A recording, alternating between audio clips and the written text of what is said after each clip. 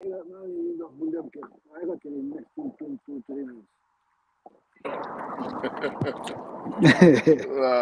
guys, you get live. We're live already. Habib, yow mënuloo seya living bi.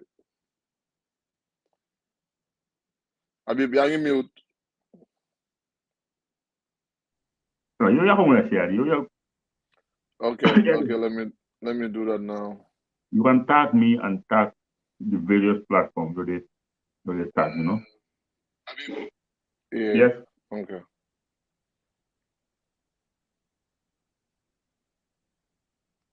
So much tired now how this now how na accept Gam football fan forum. Kung da ko fa face rek because you're admin na. Waaw dama ko dee tag rek mu dem straight. No, da ko face. Da ko tag dafa like confirmation. So you have to copy the link and paste it on timeline. So what tag you accept because it is no level. Okay. But if you copy the link, you can paste because timeline is Gam football fan forum. But people will see it right away. You know? That's how it's gonna be.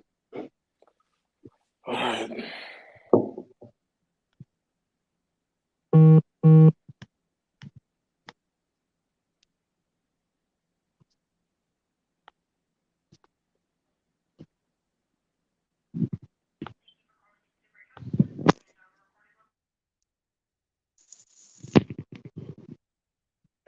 Yeah. Well, ñoom ay ñu ngi Sweden ñooñu dof lañ dafa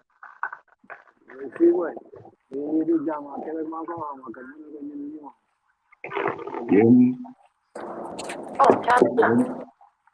yéen seen foofu it's really cool man man foo ma ne mun naa de kaw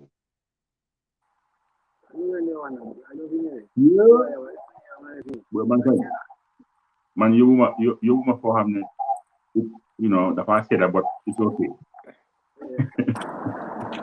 All right, guys. Mun nañoo mute léegi so we can go straight. All right. Asalaamaaleykum wa rahmatullahi taala wa barakaatu. Ngeen nuyu ku nekk sa tur ak sa santa. Di leen welcome out back rek si Friday edition of hashtag Know Your Gambian Football. The usual team is on board. Habibi, Aziz, ñëpp ñu ngi fi. ñu ngi leen a nuyu ku nekk rek ak sa tur ak sa santa. If su fekkee ne dina ñoo dégg loud and clear, mun nga ñoo jox thumb up si comment section bi. In that way, dinañ ko mun a you will be able to know if everything is going well. Can you just give us a thumb up if you're watching us right now?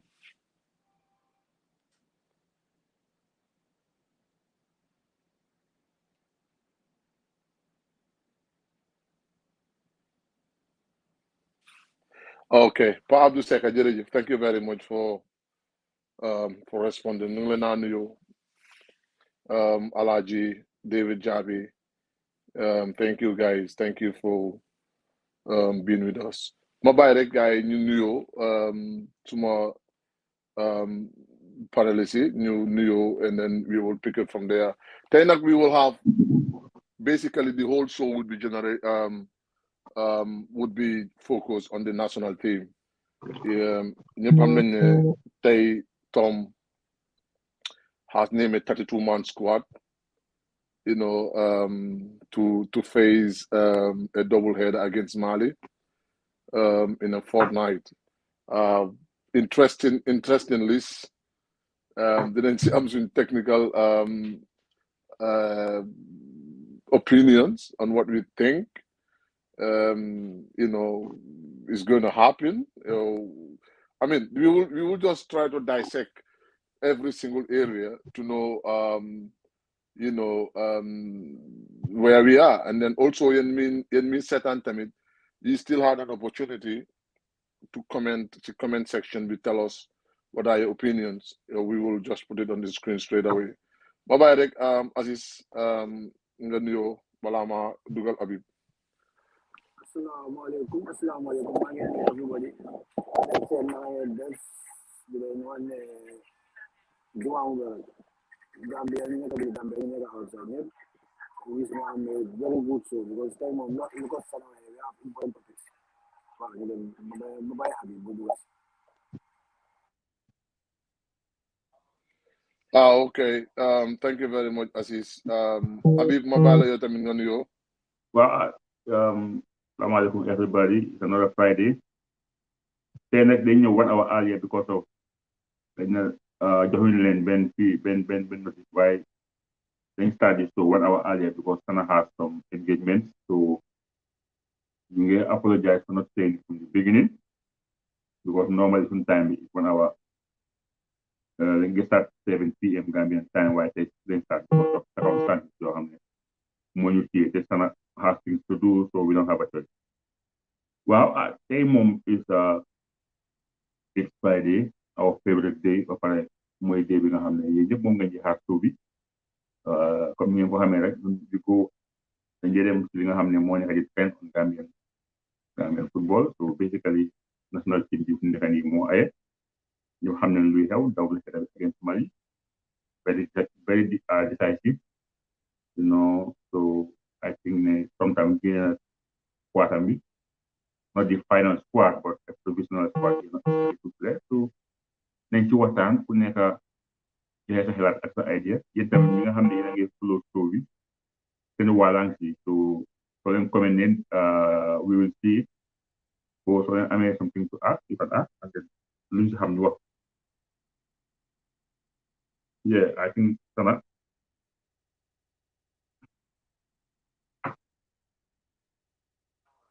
Jërëjëf, Habib.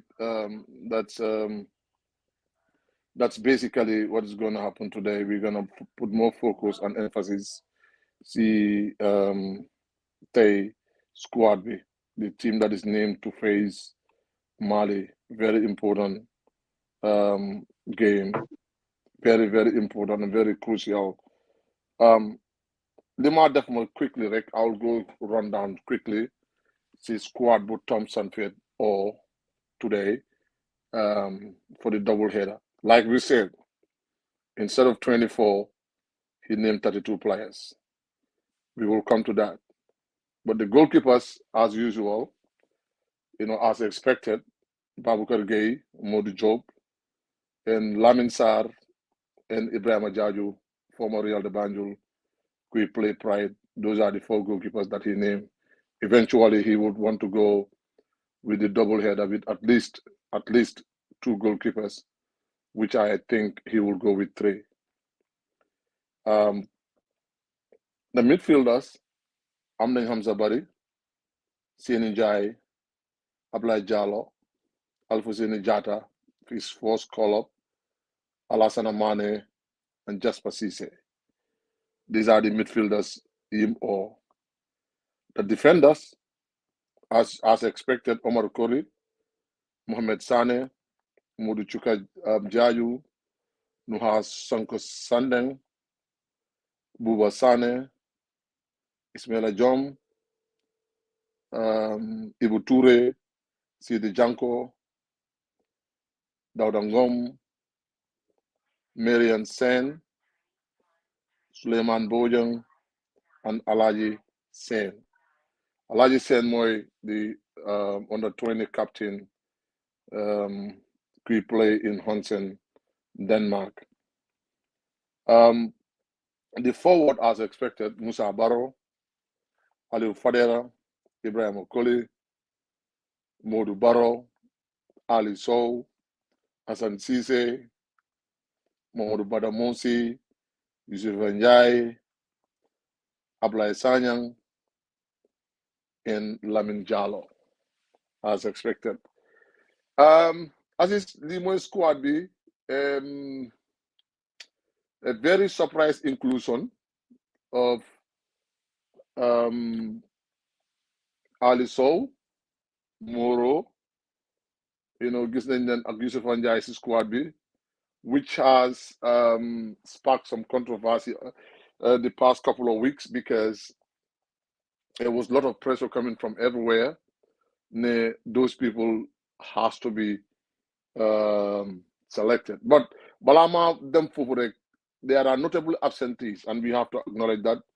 James Gomez, who is playing for Hansen, is injured. Suleiman Mar as well. Those are the two that have been in the squad for the past couple of selections and during the AFCON as well. So they are out because of injury. But all the rest, I think they are basically coach's decision. So as is Tom honored 32-man squad instead of 24. Lan mooy sa jàngat si his selection today. Wow, man suma jàngat. Why nga wala all 32? We never do the tournament. We just have 2 games to play. Why nga all 32? The boy only coach for all 32. Si you nekk di deka you nekk di play. Suma jàngat moo nekk ni dafa fu mu nekk ni noise dafa bëri. Waaye dafa bëgg a wàññi noise bi. Man am sure ne players ñetti players yi nga wax noonu use ak Aliso ak Kini. I think na am ñoo xam ne dafa yow dafa drop guy. Man I think Aliso la moo gën a bàyyi gannaaw. Xaw ma tax man am naa feeling boobu ne waaye use xam naa ne ko fi waaye am naa feeling ne na bàyyi Aliso gannaaw. Waaye moom moo xam. But lii is ñi mu jox dëkk bi fi ñoo nga pisa 25 bi nga soxla rek yow xam nga ko ñi nga isi 32 players ñi ñu wol doon noonu in the first place I don't know lan moo tax mu isi nii because xam nañ ne James gaañu na jeex na bu jël mën a ñëwaat soo mën a ñëwaat isi nga yaa ngi dem nga am 25 bi nga xam ne loolu ngay am rek because of maybe tamit kenn xamul because ñu ne place yu weekend bi la gars yi di play seen last game si et mu fa expect gaañu or anything yow nga isi waaye loolu man daal la si ma foog jarutoon o 32 because of team bi tamit foog naa ne dafa wala o xëy na 25 am bi naka wala o si fan yi balaa ñu di play I don't know how ma kañ na mo isi 25 bi xëy na Monday also waaye xaw ma daal man daal xaw ma daal moom moo wala ñëw mu jox ñu di answers moom moo wala ñëw mu jox ñu di answers waaye moom du ma jox kenn answers because of di def press conference moom dafa ñëw tout Facebook mu ñëw mu jox ñu team bi loolu te joining loolu ba tey loolu Gambie rek la am coach bi ñëw Facebook taxaw waa li mu nekk mooy team bi jeex na it's finished. Habib, dinaa la laajte the same question. Duñ go the details of you scrutinize every department of the selection. Why it's a little bit surprising. Young I mean 2-legged games, you know, then name 32-man squad instead of 24. What is your take on that? Basically, it's difficult to know what is going in Tom's mind. Exactly why, the reason why Tom name 32-man squad instead of 24 or 25, knowing that this date is coming. It's a fixed date. Mom Liam were to put his house in order to pick the right players, to call the players on time. Because by this time, Tom would not have all what he needed. So the fact that for all 32 players, it allowed people to speculate. Speculate, mais pour ne faire na wasakra pour football non la modohe. Bala Mike ningi nen discourse after Mike and discuss why it's kind of confusing why we all 32 man squad. There is immense pressure from Gambia because national team is owned by us. So when by us more young Gambians, young team, Tom is just an employee of us. So Teniki, the employee develop a job. So content ci li nga def am na right mu génn mu wane xam nga ne man li nga def ni ànduma sa yow loolu mooy that's how the world is working. Gis nañ fi fan yi rek in France seen women national team coach bi players yi duñ ko player what happened next dañ ko daxa so moo laa woon ne power to the people but lu tax mu out 32 man squad loolu moom standard dafa difficult pour nit understand because I think fu mu nekk nii pigal Gambian 25 man squad it's not going to be difficult su nekkee da nga ko based on footballing reasons it's easy even a fan in the Gambia koo xam ne sax du coach te mu ngi follow Gambian football xam na ne Mr. Y is playing or Mr. X is playing or kii dafa gàddi loolu moom it's not difficult waaye Tom has been doing things his way so xoolee all these other countries dañu ocean team bi 25 la or 24 ñu pare suñu amee ku gaañu last minute xëy na am nañu nekk standby soo gaañoo ñu oola but 32 man squad bi moo laa woon ne maybe there is too much pressure of players yi nga xam ne moom la ñoo yuuxu ne dafa war a ñëw mooy ñoom Ali ñoom use am na moo ne use ñëw na gis naa feneen tam fi wane audience confirm nañ ne Moro jot na invitation because léegi some of these clubs dañ dee post loolu on their timeline wane ne a player bi is invited by his country so am na ku wax ne gis na ne Moro dina ñëw because officially jot na his invitation Ali Sow tamit ñi ngi wax ne oo nañ ko ñu ne oo nañ ko so we will see waaye soo xoolee basically players su Gambien si di jooy yëpp nañ oogaay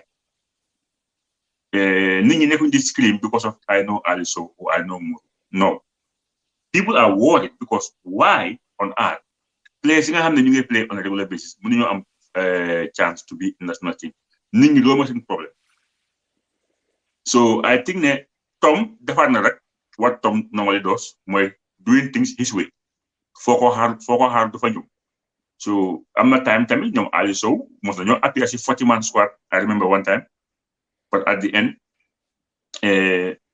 mënuñoo make the cut di 25 man squad maybe tam Tom dafa wàcc xëy na am na players yoo xam ne xam nga maybe ba léegi joxeeguñ seen kaddu 100% so he's trying to buy time to see yan players ñooy ñëw exactly for the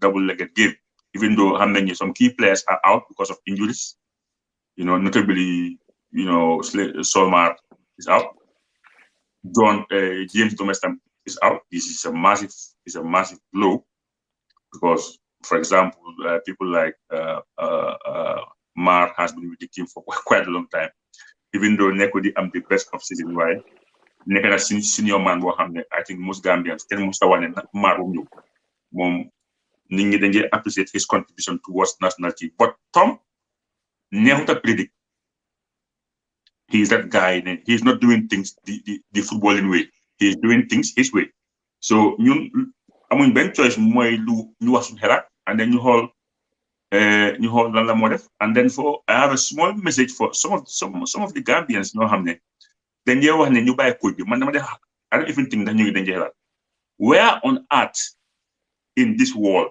nga gis ñuy bàyyi coach fan la loolu am nañ ko bàyyi moom moo xam déedéet loolu amul fenn si football man I've seen Gambians telling Pep what to do or Mourinho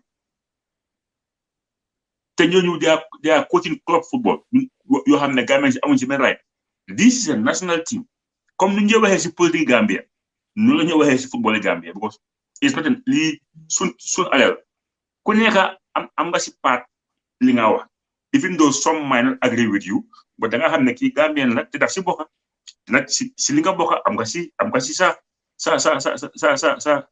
opinion or sa xalaat but to make things short Tom defaat na li nga xam ne moom that's what Tom does ñëw na ak ay team yoo xam ne you could have easily called your team and then that's it but léegi Gambians ñu ngi am di suspense pour xamaat ñan la moo kot even though soo xoolee liste bi dina leer ne this player and this player di ñëw waaye with the pressure bu am ci diggante Moro ak ñoom Ali xëy na for Moro sax he might call Moro because his hands are tied up. There is no other way because so far the people in midfield, Jackwa Nekofa, Mar Nekofa, so far in the midfield, Dabo Nekofa. The midfield is so soft, it will be very difficult. it would be very difficult to ignore Moro. Maybe Moro with Mar and Dabo but Habib Moro has been ignored when he was at the top of his form and when he was mostly needed. No, I mean, this is my argument. This is my argument. Sana, what I'm saying is Tom's hands are tied. There is no Jacko in the team. There is no Suleiman Mar. There is no Ibrahim Dabo. I got the belief that if all those boys were around, and Ibu Adams, so I have the belief if those boys were around, they are better. No, right now they are. That's my point of argument. Manila is not, even though whereas Moro was better than in terms of playing and in terms of performance, he was performing better than almost all of them, if not all. Wow. He was performing better than all of them, and he has deserved to have a spot. He was being overlooked. So no, the argument is not who is better. I'm telling you, that's even that are they come in our national team form to the play on a consistent basis. That's what he have shown us. So this boy has to come. You prefer on top of him. Most of them are injured.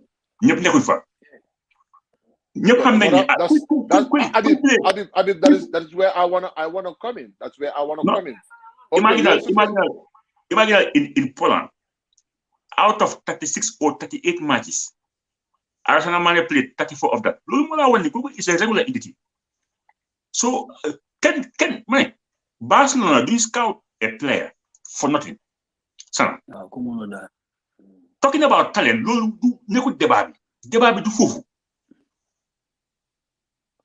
you see Buba Sane on the list? Yeah, didn't know. So let's jump on. You start from the goalkeeping. You know, this honor the usual prospects. Toldo, you know, Babukar, you know, Fanga Lamin, if I am right. Lamin Sarr. Lamin Sarr, Ibrahima. Aziz,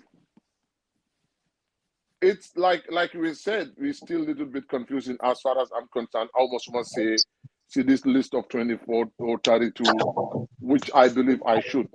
First of all, in modern football, no coach wants to have wants to give yourself that opportunity to be working 2 times. You have an opportunity selecting a player and an ample time to select a 24 player or 23 players list. You know, for the qualifiers, it's a double header. So obviously you wouldn't need more than 24. No, 24, you should be able to select the best 24 players out of the whole country. It shouldn't be difficult. So faking everything is right. You see, internationally, we also need to adjust to these international standards. You know, and I'm sure Tom is aware of that. I don't know what is the motive behind this. Litahmu or 32, it is up to him. Momo is the very person who can tell the people, unfortunately, you don't have that opportunity to put answers. You know, but it's something fishy in the whole thing. Mansana, as far as I'm concerned, there is something that is not that is not clear in the whole thing. You don't want to put yourself under pressure.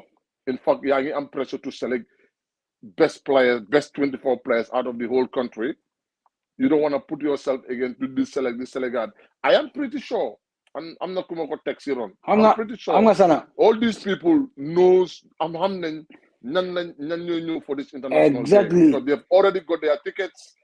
Already understand Nane, you know, the GFF sent tickets early. And this is not about the GFF. This is about the coach and his decision. Because at the end of the day, once one Ekon position, I should be held responsible. I should be held accountable. Okay? He selected his players, and I believe, you know, the federation has given him all powers to select whatever he has to select. It is up to him. Ligayamla, Lulu Motanyuko Fei. So he should be able to be in a position to pick the best players and to make sure that I mean, he promote deliver. If not, you need to hold accountable. Man, I'm not gonna criticize the decision of him there, but I know that I don't understand why do you have to do that. But maybe that is the way he chooses to do his own thing.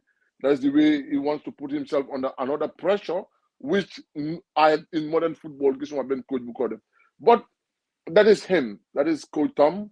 Good luck in your selection. You've already made your mind, and you've already, given out a list, a preliminary list, and I am hopefully you will come back to the Gambians and tell them these are the selected 24 players or 23 players that are going to play against Mali. And then you them see goalkeeping department bi. As is Sana may wala lang sinin no explain. Man bima gisee 32 players ami. Am na player boo xam ne mu ngi fa kooku noonu ko Tom daf koo call mu ne ko yow nekkuloo si bokkuloo si suma tuween suma call suma defee waaye kooku turam man gis naa ko si 32 bi kooku daf koo call balka démb laa la wax de la wax kooku noonu ne ko ne yow bokkuloo suma plan bi waaye kooku tey man gis naa turam si 32 bi turam mu ngi fa Tom ak gars yi Tom xam na pig na team ba pare yeneen ñi fi lu ma def xam nga coow dafa bëri loolu laa wax coow dafa bëri coow bi la bëggaat nit yi wàññi coow bi waaye Tom pig na JFF seen boppa ñu dee joxe ticket ñu xam ne ñan lañ invite ak ñan lañ invite so why nga wala def loolu noonu nekk def nit yi in daal you already knows what dëkk yëpp dañ def loolu noonu dañ pig ba pare ne tri yi gaa nekk standby at least nga def loolu ñoo xam ne ñoo nekk standby but you don't hide it. Exactly. But why tam Tom dafa ñëw si dëkk boo xam ne nii lu nekk dañ ko dee nuba because soo nekkee di def something li nga xam ne nii dafa correct always da nga ko bëgg a teg si black and white always da nga ko bëgg a teg si black and white yow ñëpp gis ko waaye su fekkee ne da ngaa def lu kuy def lu dëng rek nekk di nubu. Well, so opinion on the goalkeepers. Gis nañ Toldo recall na Toldo Oyad not Toldo ak Babukar, which is not surprising, and then I'm Lamin also ak Ibrahima. What is your take on the goalkeeping department? My take on the goalkeeping department is xam naa ne fu mu nekk nii Steck ak Babukar Gueye ñoom ñoo gën a nekk di play ñoom Babukar Gueye xam naa moo nekk number one xam naa ne fu mu nekk Steck moo war a nekk second yow moo war a nekk second choice bi Toldo I don't know kële ne he's a young goalkeeper man dama fa ne booy bi soo gisee ñu ko pick Dada Lamine Sarr xëy na ñu ngi bëgg a convince tam Bukodam bi pour mu ñëw playal Gambia because si handoola baa nekk di play Lyon kooku kële maa ngi ko dégg mu ngi wax ne moom xalaatagul Gambia mu ne moom Swedish la mu nekk xalaat Swedish national team bi foofu la nekk di aim I think ne kooku soo gisee ñu ko pick dañ bëgg a mu convince Bukodam bi man loolu laa foog but still now it's not bad waaye su fekkoon man la man ñoom trio la yóbbu dëgg la Toldo am na experience but fu mu nekk nii Babukar Gueye tam am na experience bu baax a baax because play na AFCON play na Gambia games yu bëri Steck am na a very good season ak yow teamam bi Steck mun naa nekk backup bi si Babukar Gueye yow ñu isindoo boobu noonu def ko third goalkeeper. Habib.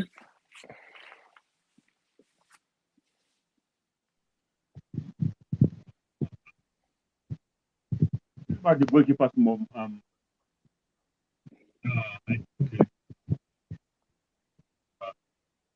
Habib dégguñ na de non day amul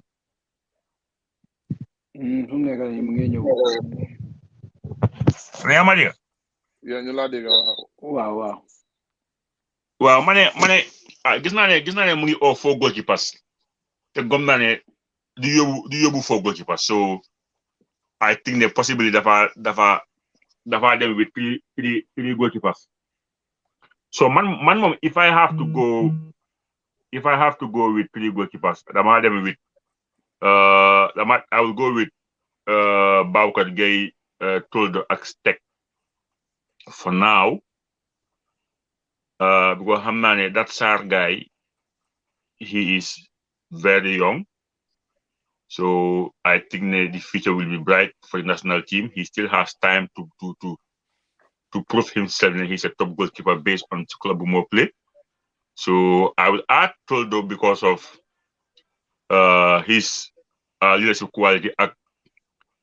Su fa nekkee play na or play wut gom naa ne mun naa galvanize boys yi nii xam nga just to make the camp look better because ñoom daa nekkaatuñ fa so fana fu nekk ni sooy xool si squad bi mun ngaa wax ne moom la ak Souleymane Mar in terms of ñu fa yàgga so I will put him in to be in the squad with Steck ak Baboucarr Gueye the possibility of Baboucarr Gueye being number one loolu moom mu fa because he have shown that he's a good goalkeeper but he's been good with the Scorpions so most of the matches he played hardly mu am a very bad match so with that confidence in him yeah I'm gonna still stick to him even though Steck is coming closer because if you go to Estonia you know you went there on loan and then got proof to that team that you are there to play mu end up being their number one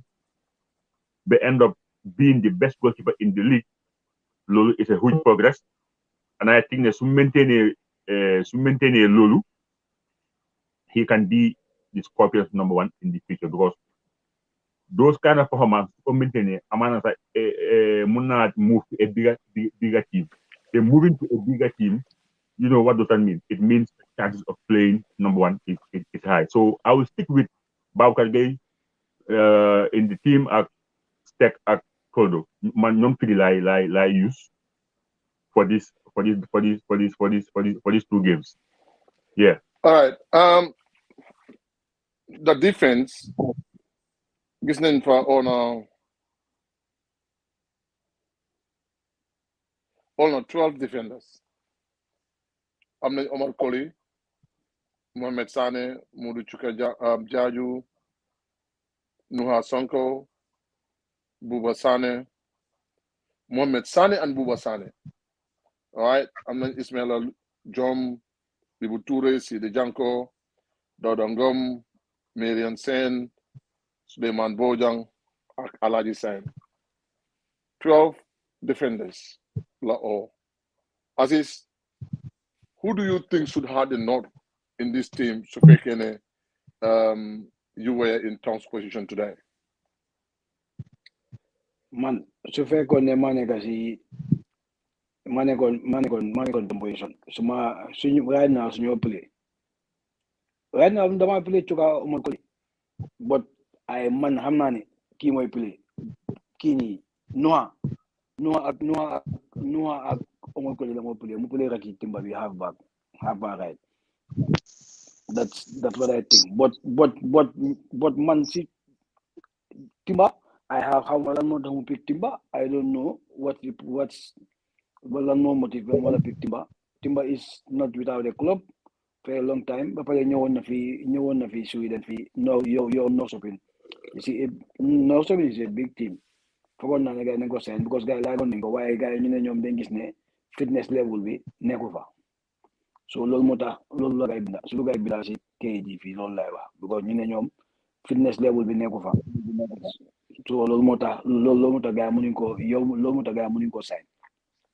so I don't know daf ko jël man daal mënuma understand après mënuma understand yeneen am na yeneen players yu gars yi xaw ma ñooñu ban level la gars yi nekk di play ba man gis nga Sana I think ne gis nga suñu under 20 bi I think ne waroon nañ fa mën a pick ñaar ba ñetti nit rather than ñuy pick ñi nga xam ne amuloo team ak ñi nga xam ne nekkuñ di play ka leen wax dëgg am na ñoo xam ne level gars yi di play billahi wala taala ndooy nekkoon si under 20 bi nga bàyyi leen sax nga pickoon gars yi because kele gis naa moo ne Alaji Seen is good but amagut fogu ko boole na ko I hope ne du ko yow du ko drop because it is good ñu yóbbu ko ñu bàyyi ko fa mu nekk si camp bi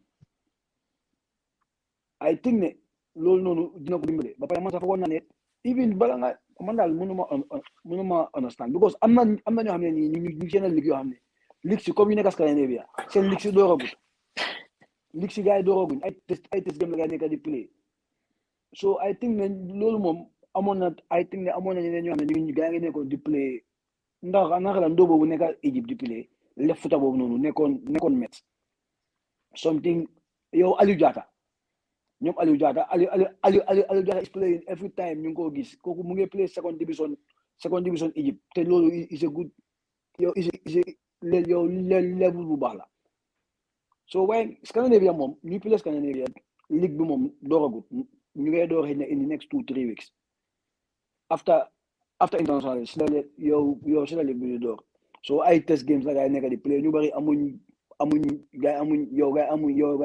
nekkuñ ci match yow gaay nekkuñ ci match form Denmark ñoom gaa doon bo Denmark ñoom gaa duñ play comme Scandinavia time bu gaa di start ñoom gaa am seen calendar boppa so man loolu la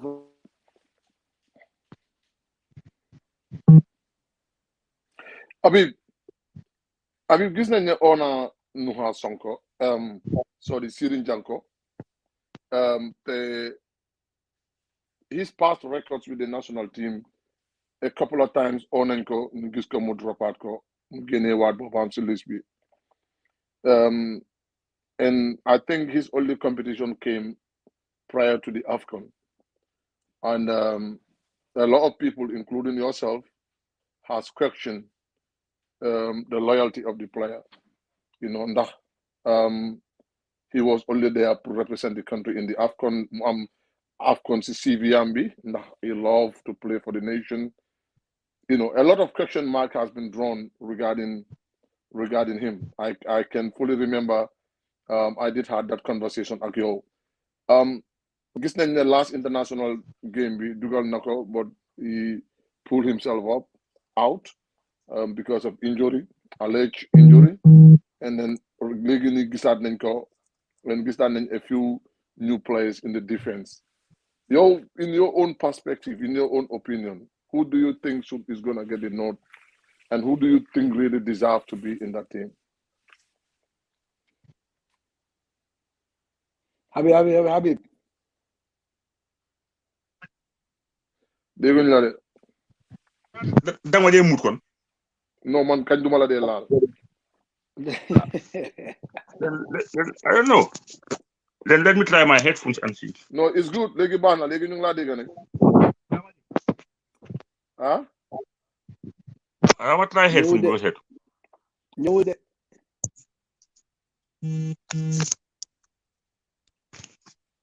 So yaa ma dégg.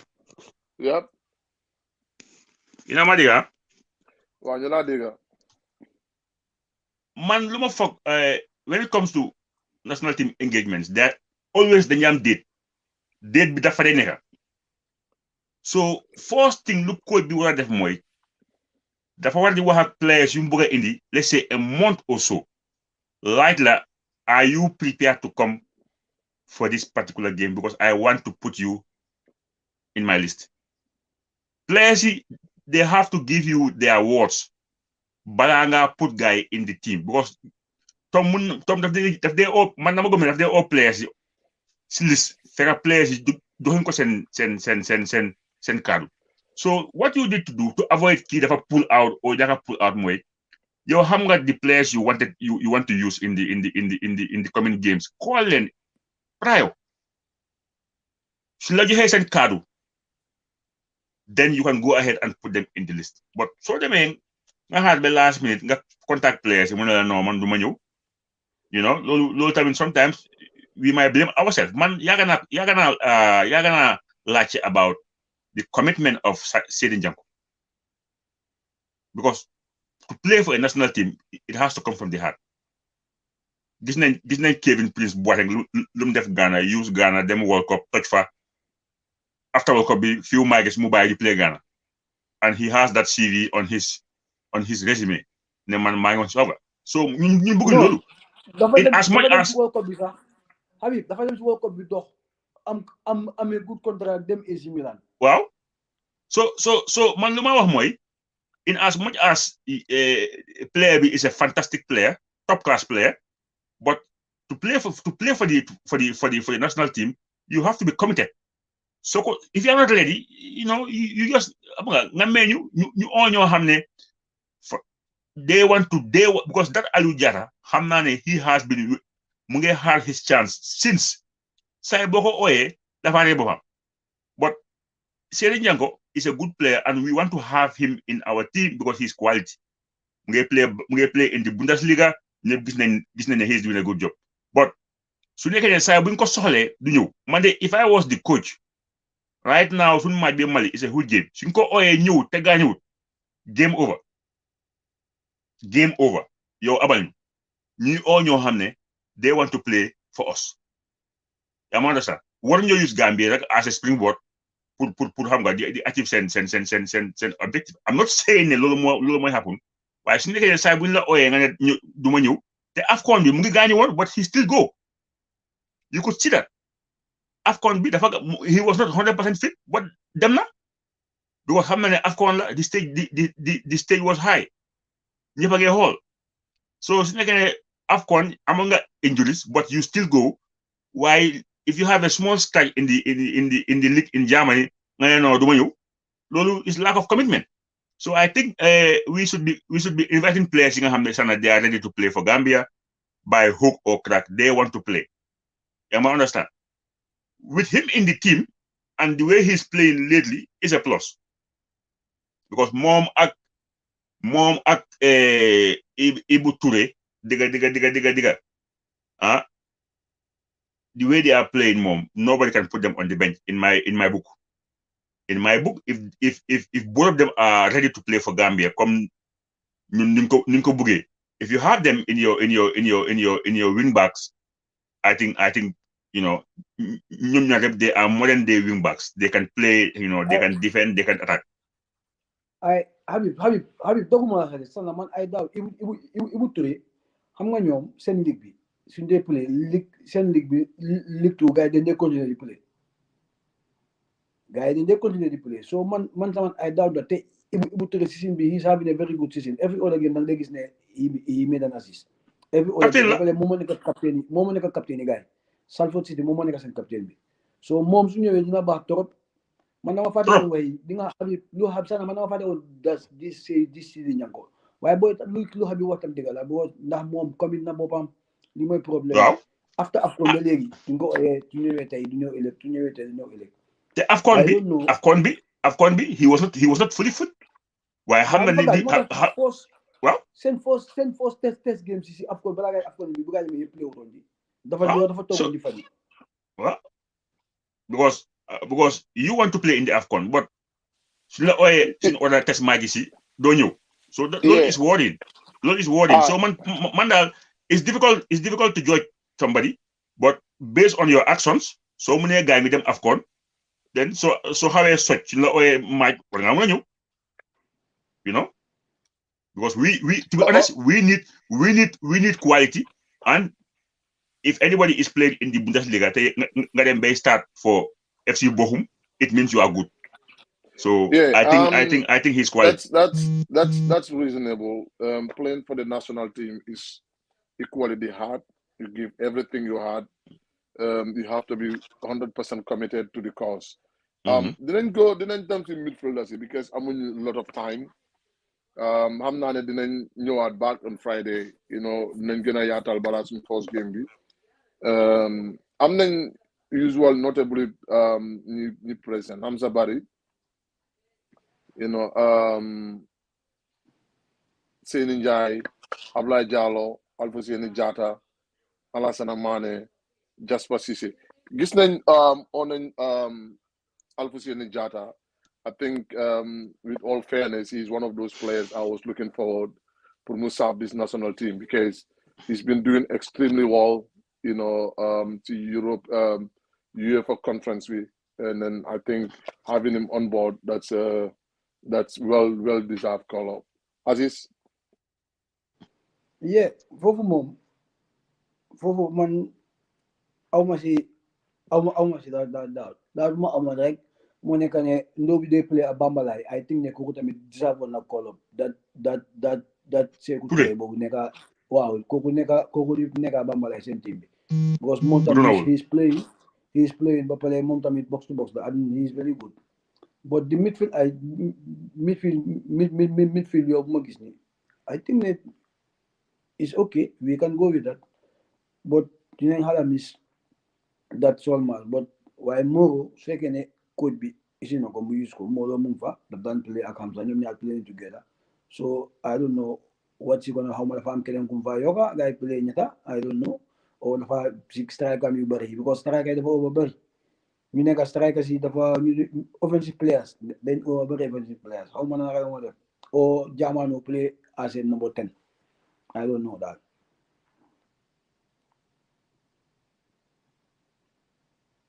Sana. Gis nañ ne mu ngi indi Jamano as a midfielder, but ñëpp xam nañ ne Jamano is more closer to playing as a forward player than as a midfielder. Yeah. So obviously, technically, they both I think we're gonna overload. You know, the can be put in one is pick like 10 strikers and stuff. Probably that's my opinion. But it's all good. I'm 94 as usual. Musa Barrow, Ali Fadera, Ibrahim Akoli, Modu Barrow, Ali Sow, Hassan Cisse, Badamosi, Yusuf Anjai, Abdullah Sanyang, Lamin Jallo. I mean, it's a really long list of players for the forward, and then probably you're only gonna need three forward players. Super everybody, that's what you needed to play in the game. So I mean, overloading that forward as well. It's not a hitting a play. You want to drop them. Some of them probably 2 or 3. The Najogi is just striking department. So fake this form right now. Su fekkee si form la ñu piqué team right now gis nga that even that Fadera dafa lopil te Fadera I think ne dañ ko na boole si midfield bi yow Fadera is doing very good Belgium he is playing daf dee assist ba pare daf dee play 90 minutes ba pare nga ñëw nga am Badamosi bu lig bi dooree he was scoring goals but of late after kenn déggaatut anything about Badamosi and goals yi ak yoon demee noonu Asan bu lig bi dooree mu doon play after play tout time mu ngi doon di play la Kabaro tam same thing dafa dem mu ngi dem on and off but ñu inform striker yi bu lig bi dooree bi léegi ñu nekkoon di play di score ba tey Youssoufa Ndiaye la ak Ali Sow te ñaar ñooñu noonu moo la ko wax fa mu am ko xam ne ni dafa toog kiram Youssoufa Ndiaye ak Ali Sow ñaar ñooñu ñoo nekkoon di inform strikers Ibrahima Dabo he is doing very good yow moom tamit team bu mu nekka daf dee play après daf dee assist so Modou Baro Ibrahima Koli waaw Ibo Jola Ibrahima Koli Modou Baro mu ngi door a dem Saudi waaye ñi ñëpp gis nañ ne bu fa demee first 3-4 games yu play yëpp score na ba pare mu ngi assist every other game nga am Lamine Diallo tamit mu ngi change team bu yàggul nii play na correct so nga am Bambalay is playing week in week out and he's a key player si teamam bi so the problem bi fu mu nekk si Tom moo nekk si forward players am yi because there are too many and most of them ñoo xam ne ñoo nekk form ñooñu nekkul favorite sam ñooñu amul su te dara amutee ñooñu la moo génnee because ñooñu nekkul ñoo xam ne nii Ali Sow ak Youss ñoo xam ne ne Tom ñooñu nekkul favorite players sam te ñooñu fu mu nekk ñoo nekk right now ñoo nekk top form te moom li moo def moom dafa gëm soldier sam yu yàgga yi te fu mu jaar mu isi soldier sam yu yàgga yi te match bi we need everything because tey man gis naa team yi Mali bi if you see Mali seen 25 ama 24 man squad bi nga xam ne Mali they have a very very very very good team ñu nekk di play si top league après ñu ngi nekk di play seen team si I think ne with suñ players yu nekk si top form ñu ne play si kaw I think ne ñooñu war nañoo mën a bàyyi gars yi ñooñu jëm a try gars yi this time mu jëm ñoo pigal yow mu jëm a pick according to naka la gars yi nekk di play seen team si Musa waaw sana digi fil bi moom knowing Tom dagal naa mu dem with two holding midfielders ñoo xam ne they will be doing more defensive duties than offensive because Tom I think right now we all have understand naka they play so man loolu laa gën a fosi daal you know indi ñaari anko yoo xam ne they try to win the ball and then move forward so fooguma ne Tom dina ñeme. Habib man football léegi bañu ma si loolu noonu soo isee ñaari fi players yi nga dañoo taxaw isil beneen player bi nga xam ne kuy tëgg seen kanam dafa bu nekk offensif nga xam ne dafa dimbali striker waaye bu ñu ñëw tegal ñetti mi fi players yi nga xam ne yëpp benn option bi play wala gars yi play ñëppay taxaw xaar su ko defee suñu kanam bi duñu am kenn ku ne comme moom nu defoon duñu def si AFCON bi yëpp bu ñoo gis loolu noonu this time ngir yàlla su fekkee isi ñaari am ko nañu tegal beneen offensif xam nga loolu moom kenn bu ko gis bot nit ku nekk ak sa wéy ñun loolu moom ñun dañ miin loolu already because miin nañ Souleymane Mar Diakwa ak Ibrahima Dabo ñëpp miin nañ loolu so I think ne du change lu bari si when it comes to that so I doubt ne for example the away leg foofu ma ne dina sampa Hamza Barry ak kii simultaneously ak this boy Mané man gisuma loolu de ne mun naa play ñooñu at the same time non gisuma loolu man I am foreseeing ñaari midfield defense yoo xam ne they are ball winners ay mu play Jamano seen kanam o mu am ñaari encore mu play Modou seen kanam suduma the game inside Bamako so like I said Tom dafa am lum ñu won te ñun right now loolu lañ mean si moom so you have to be combative fighters la gën a need than technicians so I think it's gonna be tough but moom mun loo ko predict waaye xam nañ ne if you are a player boo xam ne da nga am defensive capabilities you have a chance of playing in his team loolu moom dafa leer moo tax si flank si sax man maanaam emphasize ne man in my team moom I think ne E-boy the way he plays without the ball off the ball I think ne dafa nekk one of Tom's favorite because Tom bëgg na loolu so moo tax I was saying ne si flanks yi don't be surprised E-boy ak Modou Baro man si man inside Mali man ñu loolu la indi si pega yi moom because of Pacey Modou Baro can hurt anybody Mali da nga ne okay Gambia let's go and win them so but why basically that's not bad because so holy E-boy muy Bambalay muy E-boy muy Modou Seka Baro ñu yëpp am nañ speed and if you want to have the balance in the team you need the players especially you want to sit back and hold your opponent on the break you need the players with speed that's what I'm saying because boo gisee ma include E-boy si suma team not all white players they play off the ball some white players they play off the ball or they just out numbers E-boy he plays off the ball because he gives you numbers in midfield because he is that moom su ñaakee tennis bi xam na ne dafa war a retreat take space bi moom loolu mun na ko après am na heart not all players also have the heart to attack and defend Modou Baro ñu gis nañ ko typical example gis nga bu moo bàppeeku against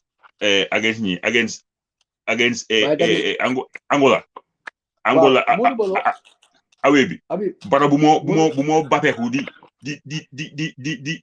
laxas boobu si kees bi daf dee cross Habib we have one problem benn problème gis nga ñi nga tuddoon ñooñu ñëpp lu ñu wax dëgg la offensive baa ngi Modou Baro ak Moussa Baro ñoom ñaar ñëpp they are not good at defensive they are not good gis nga E-boy lu mu la mën a jox si defense ak yow ak Bambalay fekku si Modou Baro ak Moussa Baro they are very good players ñëpp xam ne loolu noonu but seen defensive duties yi moom boobu noonu is very poor because at one point because soo xoolee lu ñu def against Cameroon indi ay halfback si flanks yi xam nga loolu is even an insult to the forward players. So what am I feeling?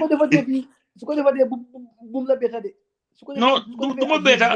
No, do ma beta because ñun sun so-called technicians they are only good at controlling the home-based coaches. Home-based coaches moom they make life difficult for you. Bul jël kii jëlal kii bul def lii defal kii but ñoom gis nañ Tom mu ngi def loo xam ne ñoom sama bopp xam nañ ne lii in their wildest dream kenn waru ko def but kenn du si mun dara because moom tubaab la cër leen ko jox but that same cër li ma joxuñ ko ji nga xam ne ñoom they are locally based coaches even though some of them didn't go in public but we know ne loolu moo di happen so I think ne overall coming to the forward tamit we have bunch of strikers dafa bari Aliou dafa xam bari nga fu nekk lan lay xalaat nii ñu toog rek booy boobu sant Jom mu play ko flanc si left bi yow mu play down ko flanc si right bi boy ñun Tom can do anything te kenn du si mun dara because suñ authorities yi ñoo nekka his own jaliba they are all over Facebook ranting ku comment si Tom ñu ñëw di ko defend I hope they could use that same energy when it comes to Matar Mbodj when he was doing fantastic te mun ta am contract the same energy bu ñu yeewone si Tom like Tom is a prophet man I would love to see that kind of energy towards their own Gambian people man loolu I want to see that they are so waxee Tom they are all over defending te ñoom seen liggéey sax nekkul as coach ñoom nekkul coach nekkul xamuñ tactics zero ñoom seen liggéey admin la but they spend too much time defending coach against the Gambians. Let me come in. Let me come in there. I have had administrative people at GFF has no sa yoon warta nekka si lan la fans di am seen opinion yow loolu nekkul sa area leave the fans to express themselves in as much as nekkuñ di saaga si plateforme bi bàyyi leen ñu wax leen ne yow loolu nekkul sa liggéey yow sa liggéey and you did mention of one important point and I will nala si yokkal tuuti I have had a couple of times ñu ne waaw jox nañ Gambian coaches a chance and they have never delivered now we got to go on a foreign coach yes we get to go do the war nañoo dem with a foreign coach but it has to be right which is understandable I don't have a problem of Tom mu def lu ko ne but also you need to understand that people will always have their opinion like Sana num du criticize Tom di ko wane Tom li nga lim def corrected or maybe Habib would not do that. Habib is going to criticize it. Aziz is going to criticize it. So, different opinions. The reason why I'm not going to criticize a coach simply because my own ethics, I can have a different opinion. Not anytime if I was in this position, I would have done this or that or that. Man, this is what is wise. Okay. Strikers, to be honest, if I was in this position, I would not have picked all the strikers. It's of no use. I'll have a game plan, and I have to lay my game plan out 2 weeks, 3 weeks, 4 weeks before the game. I know the players I needed. I talked to the players I needed. I set them up. Time call on national team budget. I'm going to order the same number of players, and we are done. We just focus on the tactical aspect of it. Because prior to all these name all player, there must be prior discussions regarding what do you expect from the player. Okay? You don't just call the player and you start working with him. You walk through him. You walk him through with all the things you expect from him prior to time with the job, which is really important. And we in modern football. These are easy things. These are easy things to digest. Why I'm not a dilate on this issue. A little bit. I had a flight to catch up right now. I'm gonna put both of you on the spotlight. Tom Honor, 32-man squad. He has to drop 8 players to have the 24. Eventually, he has to go with 24 players. Not more than that. 23 or 24 players. Aziz, who do you think is going to be dropped? Who do I think? This is our own observation. Goalkeeper, told you. Si defense, si sen defense bi. Si Tom lumo def si. Tom dina drop Chuka. Because lagu Chuka. Tom dina drop Chuka. Dawdangum drop because Dawdangum player am la. So Suleiman Bojang dina ko drop. Dina drop Suleiman Bojang, dina drop Chuka, dina drop ki yow muy 3. Nga ñëw si midfielder bi xawma man midfielder si. So danga foog nga du drop Alaji Sen. Ak Alaji Sen, exactly, ak Alaji Sen. Because so Alaji Sen that would bring to 5. 4. Toldo, Chuka. Wow.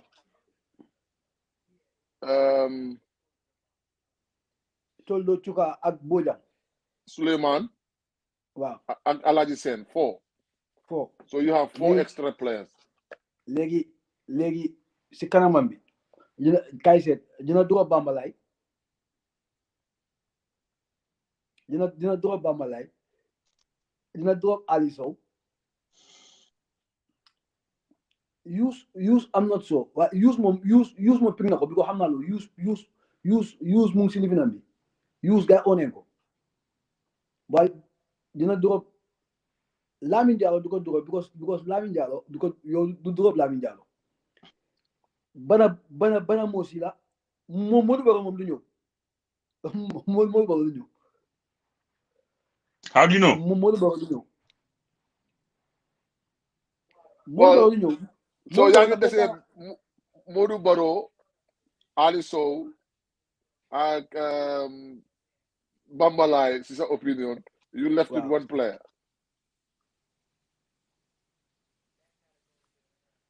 Lama mu fay lama. Ban Lama? gisuma lama si liste bi sana. Déedéet. Non, Lama nekkul si liste bi. Lama nekku fa. Léegi daal xam nga last one bi diggante kan la. Badamosi tam player na mu ngi nekk diggante Badamosi ak Lamin Jallow. All right. Jërëjëf. Habib. I'm not worried of Carleton to drop. Hang on, what is my worry? No, this is not about worry. This is No, about putting you on the spotlight. This is about tell me who do you think, in your humble opinion, is going to be dropped. No, it's just like that simple thing. No, it's simple, but dama la wax man luma buga moy.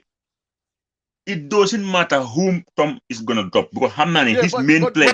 But he has to go with 23 players. Yeah, I'm coming. In your opinion, who should go down?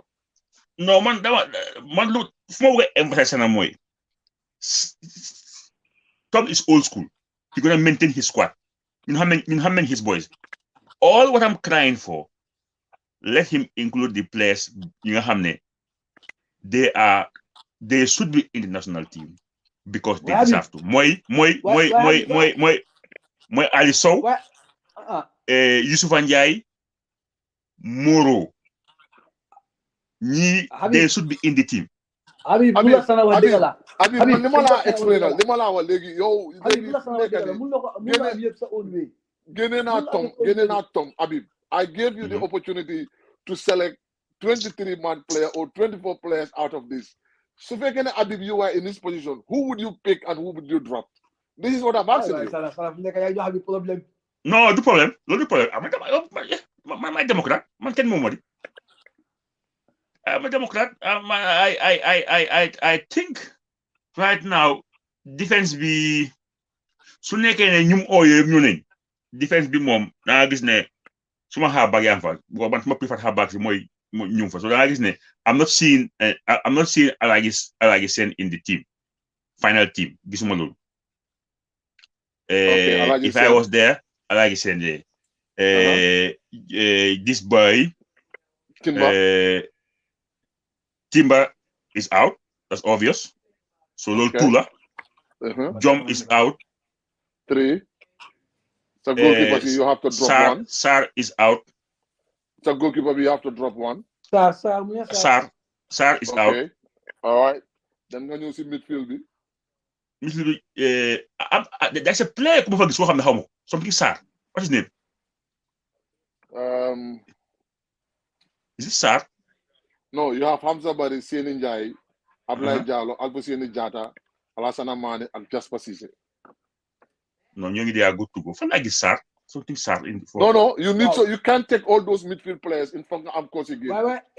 No, because I'm not going to play how much. Albousseni Jatta, Did it. No, I'm seeing the midfielders right now. All the midfielders, Hamza Bari, Seni Njai, Ablaye Jallow, Albousseni Jatta, Alassana Mane, and Jasper Cissé. 4 minutes. 4 minutes. Kill 4 minutes. The 4 players: Musa Baro, Aliou Fadera, Ibrahima Koli, Modou Baro, Ali Sow, Hassan Cissé, Mohamed Badamosi, Yusuf Ndiaye, Abdoulaye Sanyang, and Lamine Jallow.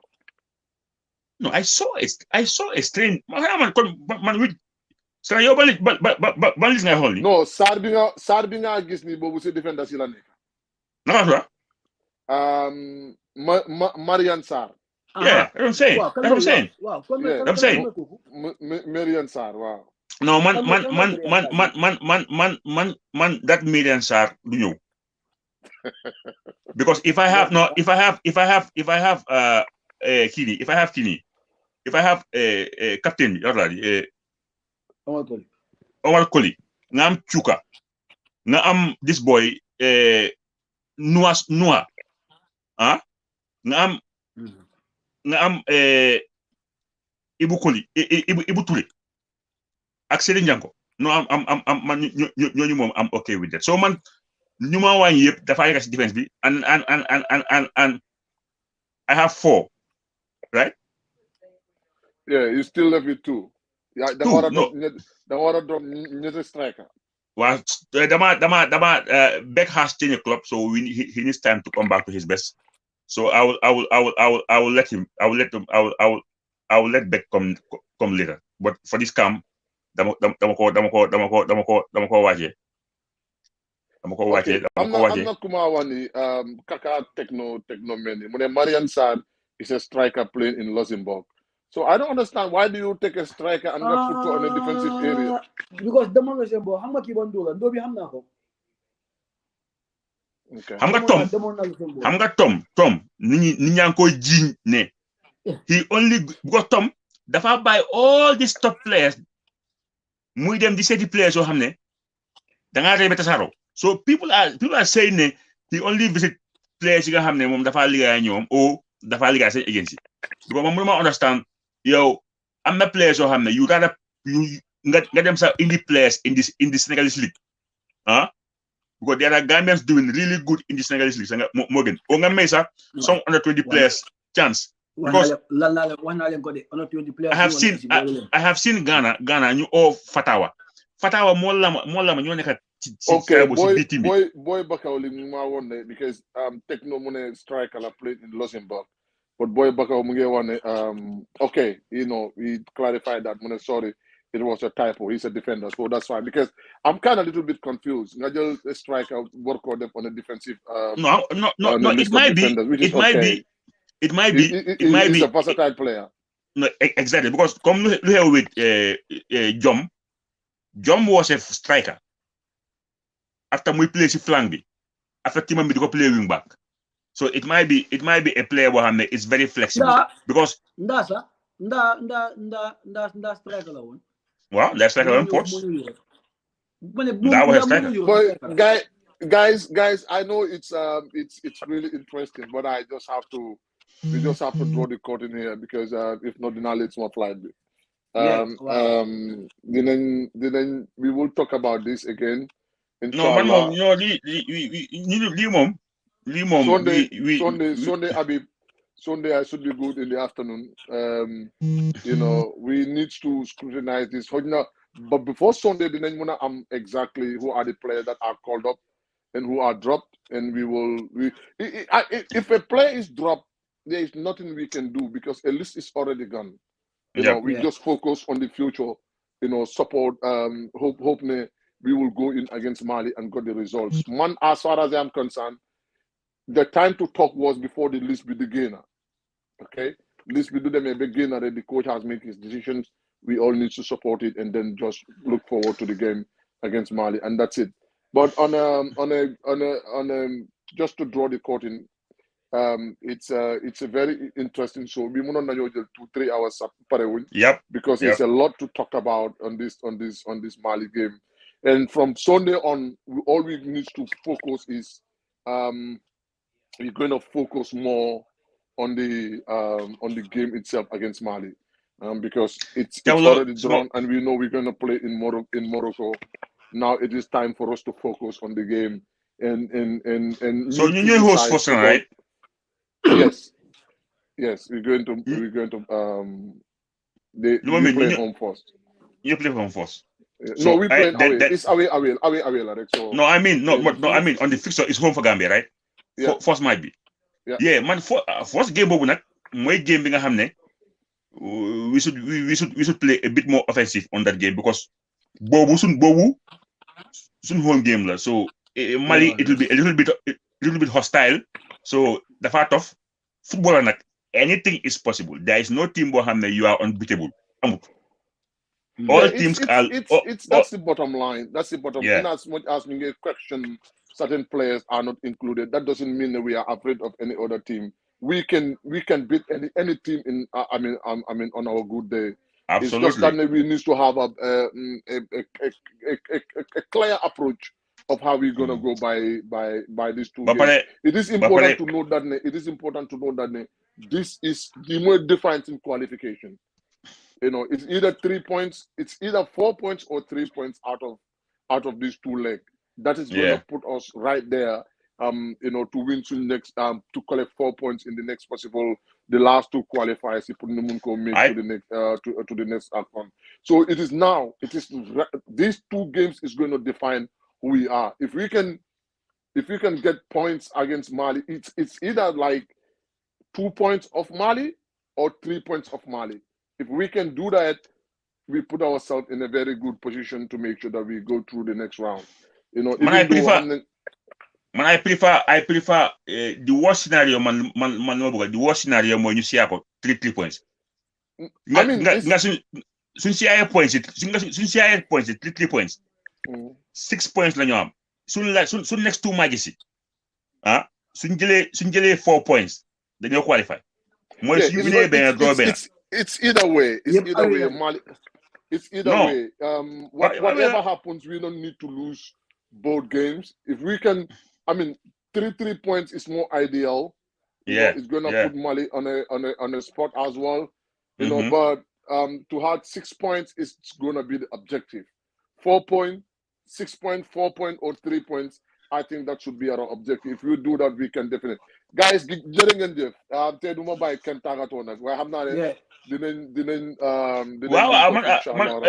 man Alex Samila mun naa teg suma lewa rek dem wax lii man de lii No, I'm good. Tomorrow I'm good. The only time I'm straight. So tomorrow we can lock it on because it's FA Cup weekend and we don't care about the FA Cup.